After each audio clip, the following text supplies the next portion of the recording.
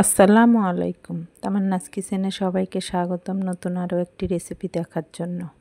আজকে আমি পেঁপে দিয়ে মুরগির মাংস রান্না করে দেখাবো। তার জন্য কড়াইতে দিয়ে দেব পরিমাণ মতো সয়াবিন তেল। তেলটা গরম হয়ে আসলে কেটে রাখা পেঁপেগুলো দিয়ে ভেজে নেব। পেঁপেগুলোকে একটু লাল লাল করেই ভেজে নেব। মাংসের সাথে পেঁপে কিংবা আলু যেটাই দেন না কেন একটু ভেজে দিলে খেতে অনেক বেশি মজা লাগে। পেঁপেগুলো ভাজা হয়ে গিয়েছে, এখন একটা প্লেটের মধ্যে তুলে রেখে দিব। পেঁপে ভাজা তেলের মধ্যে দিয়ে দিব 2-3টা তেজপাতা, 2-3 টুকরা দারচিনি আর 4-5টা এলাচ। তারপর দিয়ে দিব পেঁয়াজ কুচি। পেঁয়াজটাকে হালকা ভেজে নেব। তারপর দিয়ে দিব আদা রসুন বাটা। আদা আর রসুনটা দিয়েও কিছুক্ষণ ভেজে নেব কাঁচা গন্ধটা চলে যাওয়া পর্যন্ত। তারপর দিয়ে দিব শুকনা মরিচ আর জিরা একসাথে বাটা। সব কিছুকে ভালোভাবে মিশিয়ে নেব। এরপর দিয়ে দিব হলুদ গুঁড়া, দিয়ে দিব ধনিয়া গুঁড়া। সব কিছুকে আবারও ভালোভাবে মিশিয়ে নেব। সামান্য পরিমাণ পানি দিয়ে দিব। মশলাটাকে কিছুক্ষণ কষিয়ে নেব। দিয়ে দিব স্বাদ মতো লবণ। মশলা যখন তেল বেশি উঠবে তখন এর মধ্যে দিয়ে দিব কেটে ধুয়ে পরিষ্কার করে রাখা মুরগির মাংস। মাংসটা দিয়ে মশলার সাথে মিশিয়ে নেব।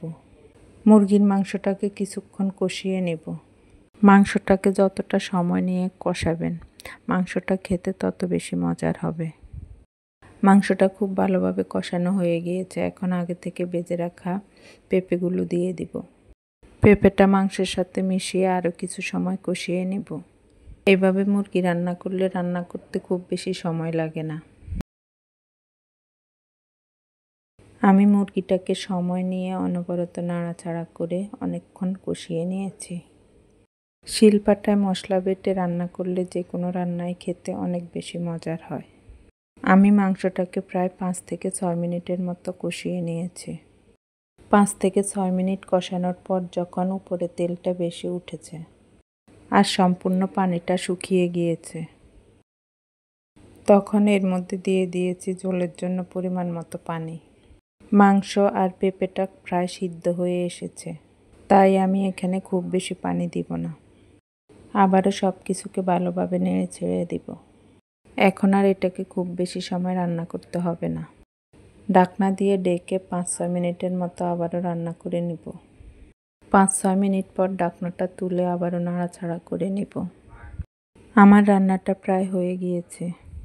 পেঁপেটাও খুব ভালোভাবে সিদ্ধ হয়ে গিয়েছে। এখন আমি এর মধ্যে কিছুটা কাঁচামরিচ কেটে দিয়ে দিব। আবারও 1 মিনিটের মতো রান্না করে নিব। এখন চুলাটা অফ করে দিব। বাস হয়ে গেল পেঁপে দিয়ে মুরগির মাংস রান্না।